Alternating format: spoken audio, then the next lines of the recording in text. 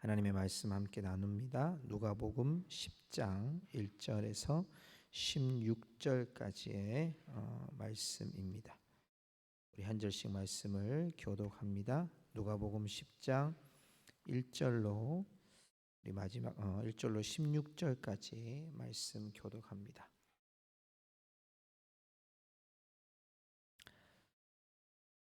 제가 가지고 있는 성경은 109페이지에 있습니다. 먼저 1절을 읽습니다. 그 후에 주께서 따로 70인을 세우사 친히 가시려는 각 동네와 각 지역으로 둘씩 앞서 보내시며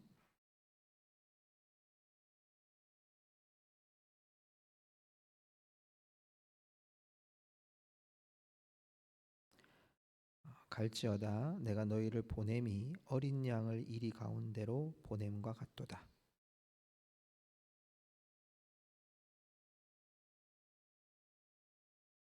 어느 집에 들어가든지 먼저 말하되 이 집이 평안할지어다 하라.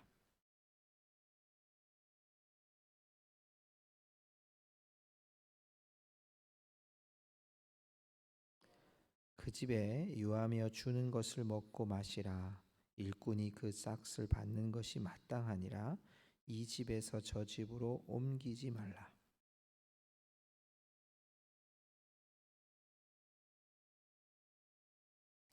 거기 있는 병자들을 고치고 또 말하기를 하나님의 나라가 너희에게 가까이 왔다 하라.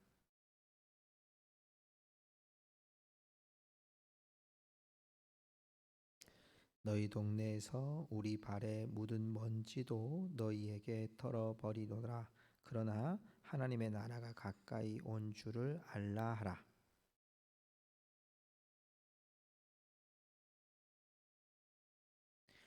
화 있을진저 고라시나 화 있을진저 벳세다야. 너희에게 행한 모든 권능을 두로와 시돈에게 행하였더라면 그들이 벌써 베옷을 입고 제에 앉아 회개하였으리라.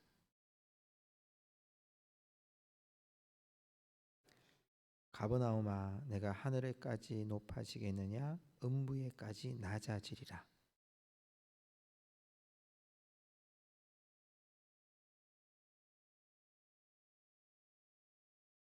나 보내신 이를 저버리는 것이라 하시니라. 아멘. 할렐루야. 인터넷 글에 보니까요, 우리 한국 사람들이 생존하는 확률을 이렇게 쓴 글이 있더라고요. 여러분 가운데 이제 그렇게 사시겠지만, 여러분 가운데 70을 사시는 분은 우리 인생의 70을 사시는 분은 한국 사람들 가운데 예상외로요 약 55% 정도가 산다고 합니다. 70까지 사시는 분들은 거의 인생의 우리 한국 국민들 가운데 한 반 정도는 여러분이 50% 안에 들어가셨다 생각하면 되고요. 제가 알고 있는 90대 내가 90을 넘었다 이러면 우리 한국 사람들의 생존율 가운데 5% 안에 들어가는 거랍니다. 그러니까 지금 우리 나오신 권사님들은 대단하신 분들이거든요. 근데 여러분 제가 왜 이 말씀을 드렸냐면 여러분 우리가 이 땅 가운데 특별히 이 대한민국 지금 2021년이라는 이 시기 가운데 오늘 하나님이 우리를 기도하는 사람으로 부르신 확률은 몇 프로 될까요? 최근에 제가 우리 이제 시찰의 목사님들과 이야기를 해보니까요, 지금 금요 기도회를 하는 교회가 우리 교회가 유일합니다. 시찰회 안에서 자율적으로 기도하게 하고 그러는데, 뭐 우리는 더 기도 많이 한다고 자랑하고 싶은 게 아니라 하나님이 우리 가운데 기도하는 자들로 부르신 세상적으로 말하면 확률보다도 우리를 부르신 하나님의 뜻이 얼마나 큰지를 바라보고 또 오늘 저와 여러분이 기도하는 자들의 그 기도가 얼마나 귀한 기도고 하나님께서 부르셔서 특별히 부르셔서 여러분의 입술을 통해서 마음을 통해서 기도하게 하신 것은 하나님의 특별한 부르심이 여기에 있는 줄 믿습니다. 자, 우리 옆에 분에게 이렇게 하면 인사하고 시작하십시다. 당신은 특별한 사람입니다. 시작. 당신은 특별한 사람입니다. 아멘. 우리가 참 특별한 사람으로 오늘 부르셨는데 하나님 특별한 은혜를 주실 줄로 믿습니다. 여러분 오늘 우리 얘기는 70인 제자들에 대한 이야기입니다.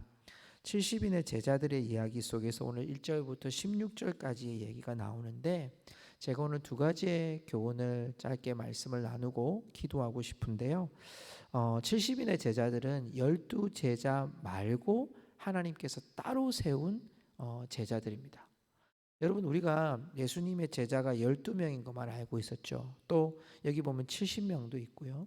또 예수님께서 부활 승천하실 때는 500여 형제가 한꺼번에 봤다고 얘기합니다. 예수님을 쫓아다닌 사람들, 예수님을 하나님의 아들이다, 또 예수님은 부활하신 분이다 라는 것을 알고 있는 제자들이 예수님을 따라다닌 제자들이 많았고요.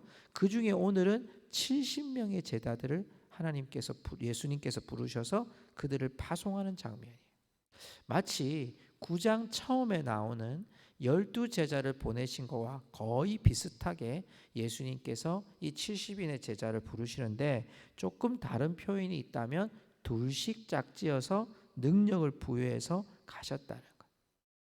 오늘 우리가 조금 더 주목해야 될 이유는 뭐냐면 왜 이들을 보내셨는지가 오늘 우리의 첫 번째 묵상의 제목이에요. 여러분 오늘 우리 2절을 한번 볼까요? 2절에 보면 예수님께서 왜 제자들을 보내셨는지에 대한 이야기를 합니다. 2절 말씀 우리 같이 읽어볼까요? 2절입니다. 이르시되 추수할 것은 많되 일꾼이 적으니 그러므로 추수하는 주인에게 청하여 추수할 일꾼들을 보내주소서 할자. 자, 그러면 이 여기 나오는 70인의 제자들은 무엇 때문에 보내심을 받고 있어요? 추수하기 위해서 가는 거죠. 여러분 추수했다는 것은 이미 곡식이 다 익었다는 걸 말하는 거죠. 그러면 우리의 수고를 통해서 어떤 일을 하나님 하시기 원하시는 거예요? 우리의 수고를 통해서 잃어버린 영혼이 주님 앞에서 돌아오기를 원하는 그 일에 하나님이 우리를 불러주셨다는 거예요. 그런데 그 3절에 보면 예수님이 이 70인의 제자를 부르시는 또 보내시는 마음을 이렇게 표현합니다. 갈지어다 내가 너희를 보냄이 어린 양을 이리 가운데로 보냄과 같다. 여러분 이 말이 뭡니까? 어린 양이 이리 가운데로 보내면 어떤 일이 벌어질까요? 잡아먹히는 거죠.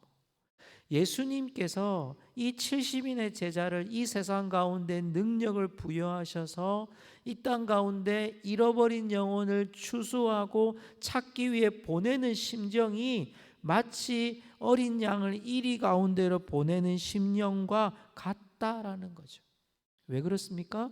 이 제자들이 살아가야 될 삶이 예수님이 보내셨기 때문에 두 사람이 함께 이 일을 감당하지만 예수님이 곁에 계시지 않고 예수님의 능력만 믿고 그들은 모든 소유, 오늘 그 뒤에 보면 모든 소유를 내려놓고 예수님의 이 뜻을 위해서 그들이 살아가는 것을 보게 되는 거예요. 저는 이 말씀을 보면서 이런 묵상을 하게 됐습니다.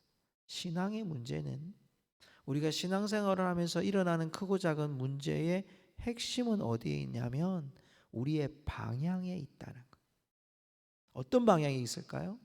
우리가 하나님 앞에서 신앙생활을 할 때에 우리의 방향이 하나님께 부르심을 받았어요. 하나님께서 우리를 오늘 기도의 자리에 부르심을 입었단 말입니다. 그렇다면 기도의 부르심을 받은 우리들의 삶이 기도하는 행위가 중요하지만 그보다 더 중요한 것은 기도하는 방향이 어디에 가 있느냐가 중요하다. 사역을 할 때 그 사역이 얼마나 좋은 결과를 내느냐도 우리에게 중요하지만 하나님이 보시기에 더 중요한 건 뭡니까?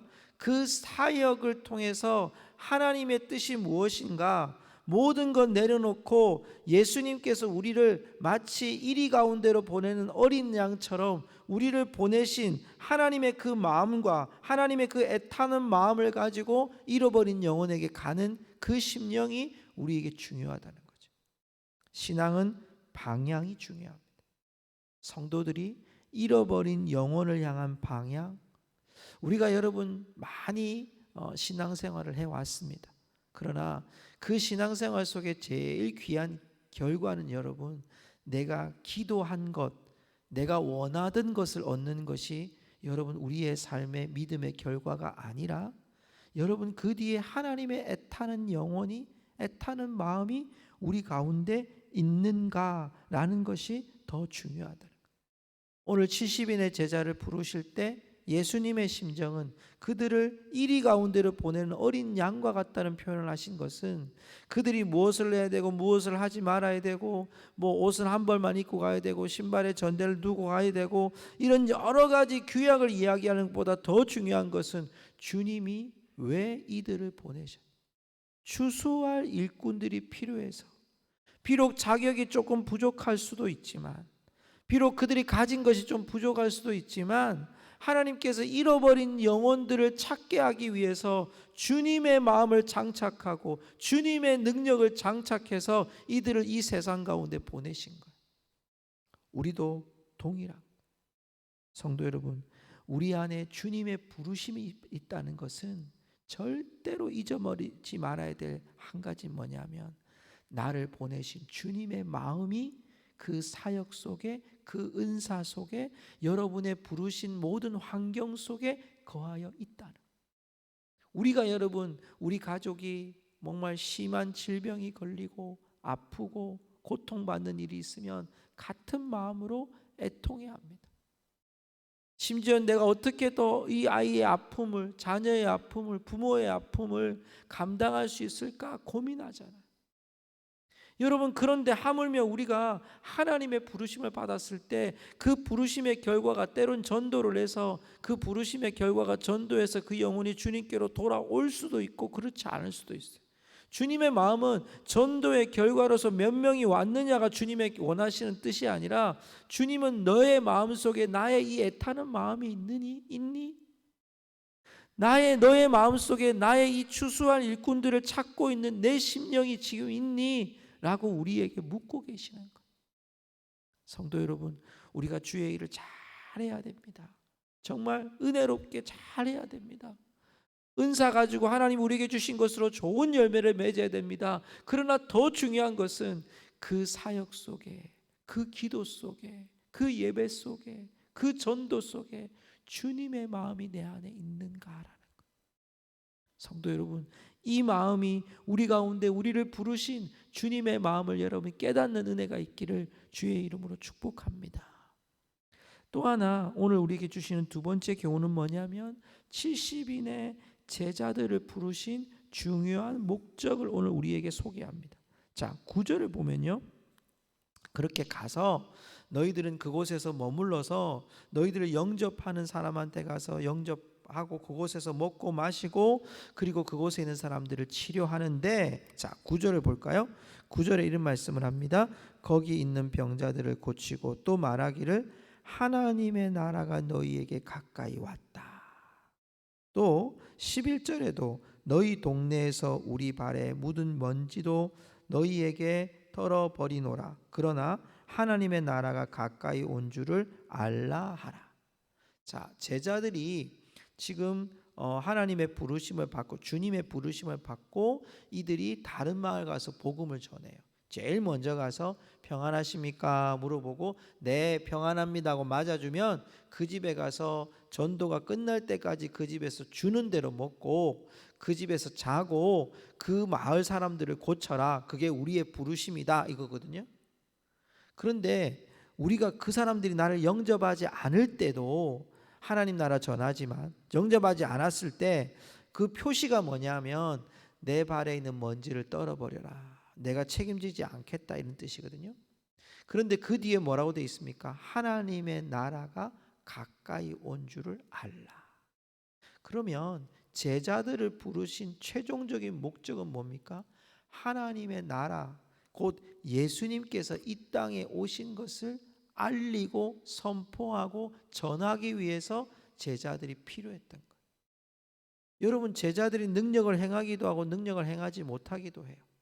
그러나 여러분, 그 능력 가운데 주님이 원하셨던 바는 능력을 얼마나 강하게 받았느냐 또 얼마나 베풀었느냐가 아니라 그 가운데 하나님의 나라가 예수 그리스도의 이름이 예수님이 우리를 통해서 드러났느냐, 이게 중요하다는 거죠.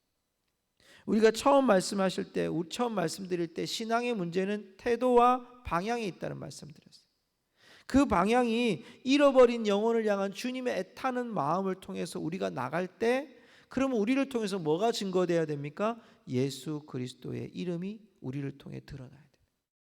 은사를 행하든지 사역을 행하든지 섬김을 감당하든지 어떤 일을 하는 가운데서도 하나님의 뜻이, 하나님의 나라가 이 땅 가운데 이루어지기를 하나님은 기대하시고 있는 거죠. 우리가 기도합니다. 그러면 그 기도의 응답이 뭐가 나타나야 됩니까? 아, 예수님이 우리와 함께 하시고 계시구나.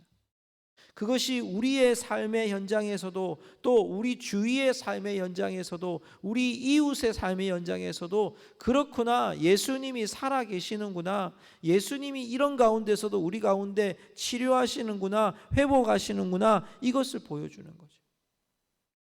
성도 여러분, 그렇습니다. 오늘 여러분 이 말씀 속에서 오늘 그 뒷구절에 보면 화 있을진저라는 구절이 나와요. 자, 이 말씀에 보면 화 있을진저 고라시나 벳세다야, 그렇게 말씀하시면서 너희에게 행한 모든 권능을 두로와 시돈에게 행하였더라면 그들은 벌써 베옷입고 회개했을 거다. 그러면 고라신과 벳세다가 안 돌아왔다는 겁니다. 자, 조금 더 내려가 볼까요? 15절에 보면 가버나움아 내가 하늘에까지 높아지겠느냐, 음부에까지 낮아지리라. 왜 이런 말씀하셨습니까? 가버나움은요, 예수님이 행하신 능력의 대부분이 가버나움에서 일어났습니다. 주님의 능력이 정말 많이 일어났음에도 불구하고 그들이 회개하고 돌아오지 않고 변화되지 않을 때 결국 그들의 여러분 모습은 무엇이라고 오늘 말씀하고 있습니까? 오늘 이 말씀 속에 보면 심판때에 두로와 시돈이 너희보다 견디기 쉬우리라. 자, 능력이 행해졌고 하나님의 뜻이 행해졌고 예수 그리스도의 기적의 역사들이 일어났음에도 불구하고 이들의 결과는 무엇입니까? 능력의 나타남이 중요한 게 아니라 믿지 않고 있는 현 주소를 예수님께서 심판의 대상이라고 말씀하고 있는 거죠. 제자들의 사명은 무엇입니까? 이렇게 깨닫지 못하고 알지 못하는 자들에게 예수님이 누구신지를, 예수님이 하나님의 나라이심을 그들의 능력을 통해, 그들에게 주어진 하나님의 권능을 통해 나타내고 비춰지기를 원하셨다는 것.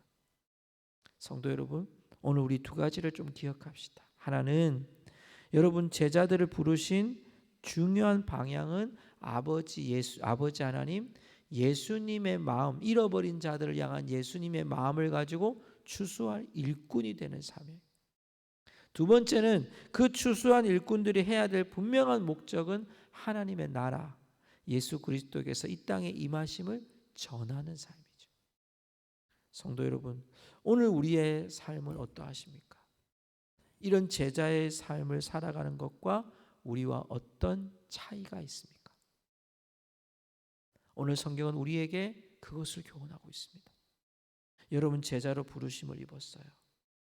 우리는 제자 이러면 얼마만큼 성경 공부를 했고 제자 훈련을 했고 성경을 많이 읽었고 기도를 많이 했고, 물론 중요하죠. 그런데 더 중요한 제자의 원리는 어디에 있습니까? 주님의 마음이 나한테 있는지, 주님의 마음이 있는 가운데 우리가 기도하는지, 주님의 마음으로 우리가 그 영혼을 애타게 찾고 전도하는지, 주님의 마음으로 우리가 예배하는 가운데 서 있는지, 주님의 마음으로 우리가 주의 사역에 부르심을 입었는지, 그게 중요하다는 거예요. 그 마음을 통해서 나아갈 때 우리를 통해서 하나님의 나라가, 하나님의 뜻이 이루어진다는 사실입니다.